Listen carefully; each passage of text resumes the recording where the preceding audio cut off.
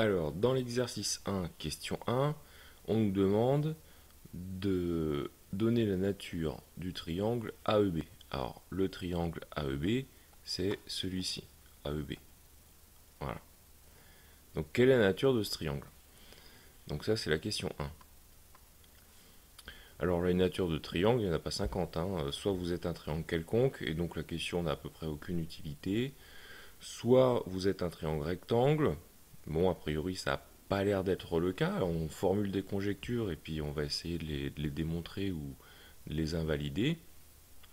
Soit vous êtes un triangle isocèle, soit vous êtes un triangle équilatéral. On va plutôt partir sur le triangle isocèle, puisque le triangle équilatéral c'est encore moins flagrant, avec cette particularité que vous pouvez être à la fois isocèle et rectangle. Mais bon, on va déjà s'occuper de savoir s'il est isocèle et puis on verra bien ce qui se passe. Alors si jamais il est isocèle, on formule toujours des conjectures. Si jamais il est isocèle, ça sera au sommet A, c'est-à-dire que ce côté-ci et ce côté-là seront égaux. Est-ce que c'est vrai?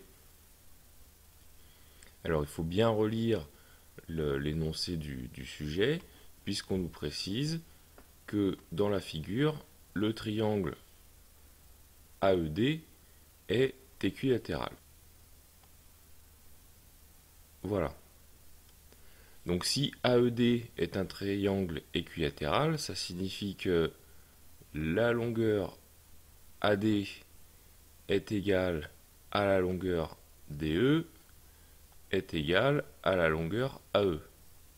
Et ça nous intéresse parce que la longueur AE, ça fait partie d'une des deux longueurs à laquelle aussi on s'intéresse dans le triangle AEB. Alors, c'est les dominos, c'est-à-dire que on commence à tirer un petit bout de ficelle et puis en fait, il y a tout qui vient. On nous parle du carré ABCD, c'est-à-dire que ABCD est un carré.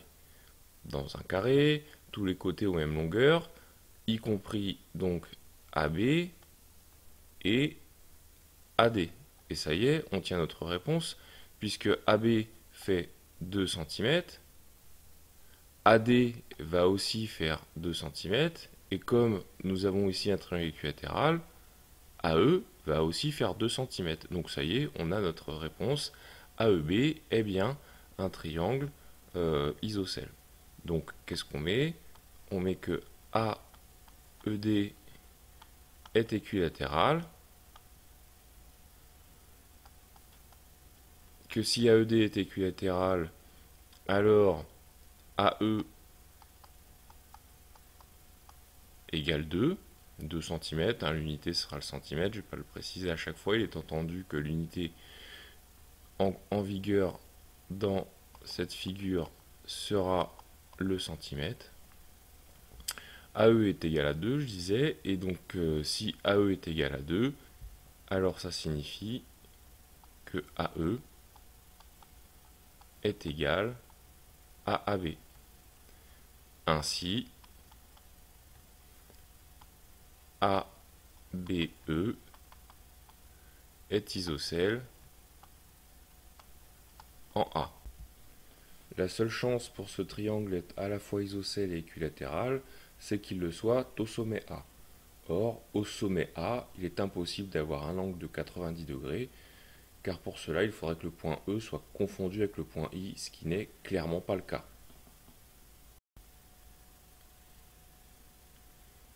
Question 1 toujours, alors ça c'était la question 1A, question 1B, on nous demande d'en déduire la mesure de l'angle ABE.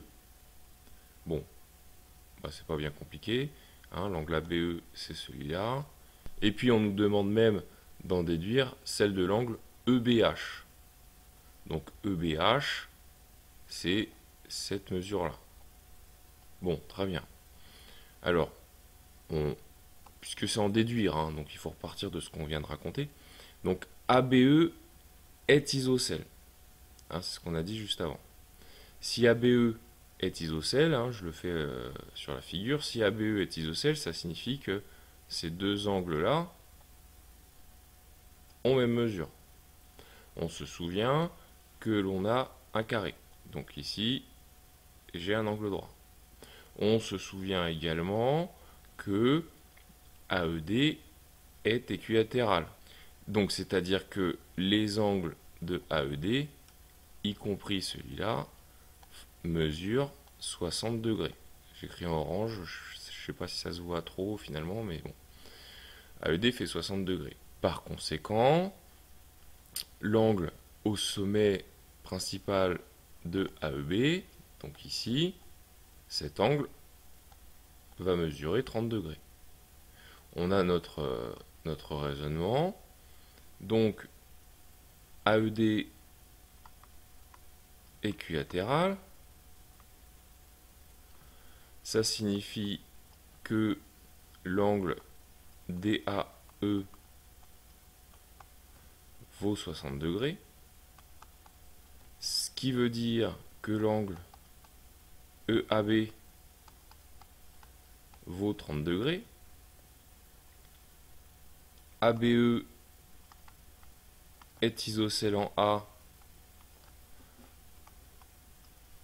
ce qui signifie que dans ce triangle, l'angle E plus l'angle B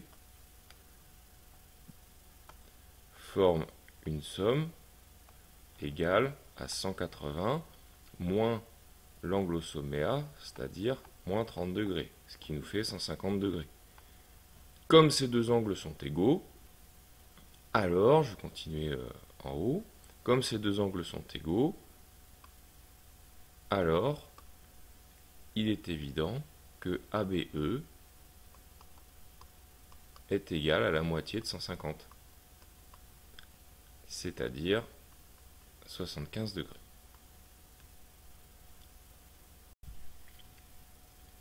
Question 2A, on nous demande de calculer la valeur exacte de la longueur EI. Alors la longueur EI, c'est celle-ci, hein. De la longueur EI. Bon, on remarque, c'est pas posé là par hasard, c'est dit dans le sujet, mais c'est formalisé sur la figure. On remarque qu'ici on a un angle droit. On va donc se placer dans le triangle AEI, qui est rectangle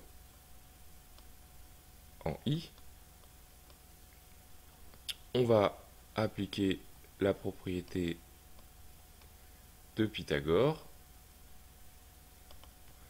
qui nous dit que le carré de l'hypoténuse est égal à la somme des carrés des cathètes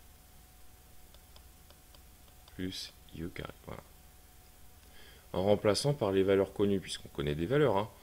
AE, on l'a expliqué dans la question 1A, AE vaut 2. Donc 2 au carré, ça fait 4. AI, c'est la moitié du côté AD. Propriété de la hauteur d'un triangle équilatéral. Dans un triangle équilatéral, les 4 droites dites remarquables sont confondues. Donc EI est à la fois la hauteur, la médiatrice, la médiane et la bisectrice. En l'occurrence, EI coupe AD en son milieu. Autrement dit, AI vaut la moitié de 2, c'est-à-dire 1. 1 au carré, ça fait 1. Plus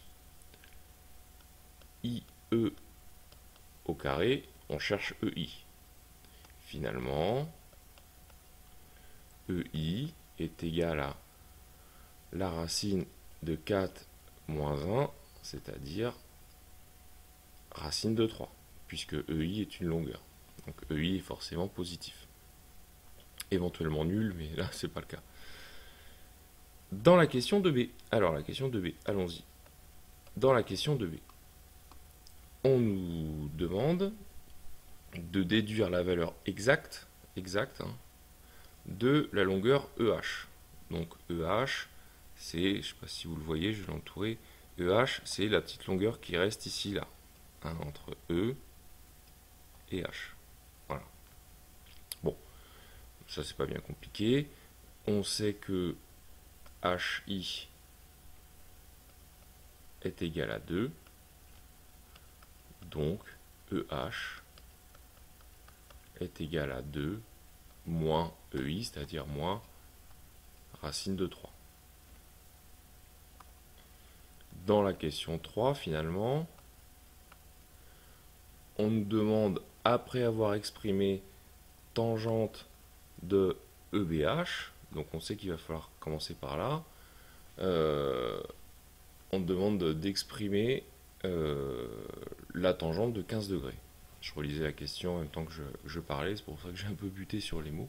Donc allons-y, bon, si on veut exprimer la tangente de EBH, si on veut exprimer la tangente de EBH, alors nous voilà revenus, EBH, il est ici, hein, je ne sais pas si vous voyez, je le note sur la figure. EBH, c'est cet angle-là.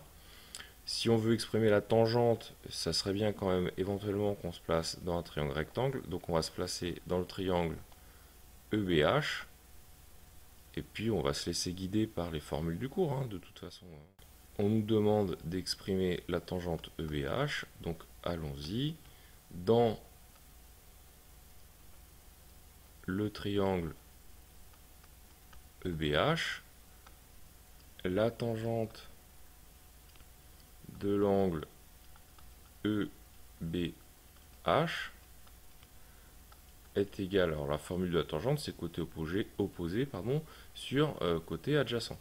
Donc le côté opposé à l'angle en B, là, ça va être le côté EH. Et le côté adjacent à l'angle B, c'est le côté BH. Voilà. Bon. En remplaçant par les valeurs, on a donc tangente EBH.